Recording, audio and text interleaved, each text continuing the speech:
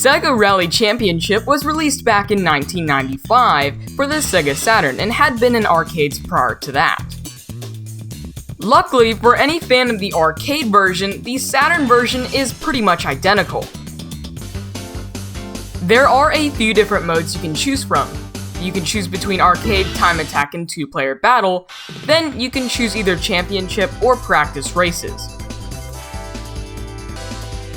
After choosing your game mode, choose between an automatic or manual transmission car. That's either a Lancia or Toyota. 3, 2, 1, go!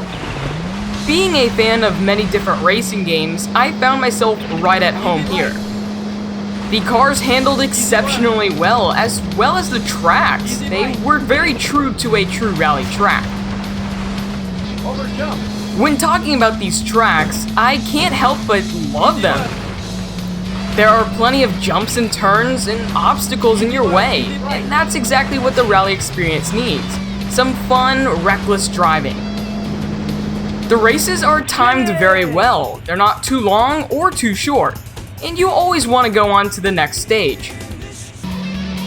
Now, if there are any cons to this game, it may be the music. While it's good music for sure, it's a little quiet, and it could use a little bit of a boost in volume. Now, there's plenty of times it doesn't need a boost, and it's just fine. I feel a little bit of tuning to the audio would have made this game a perfect game. Now, like I said before, there are multiple cars to choose from, either a Lancia or a Toyota. Now, those are the only two cars you can start out with, but they both have a manual and automatic option. Unfortunately, those are the only two cars in the game, but they are pretty good cars, so I'm not going to complain too much. Now, the replayability factor is somewhat high, somewhat low. It depends on how much you like racing games. For me, I personally love racing games and constantly want to improve my times, so the replayability is high here. But for others, it may seem a little bit on the lacking side when it comes to tracks and variety.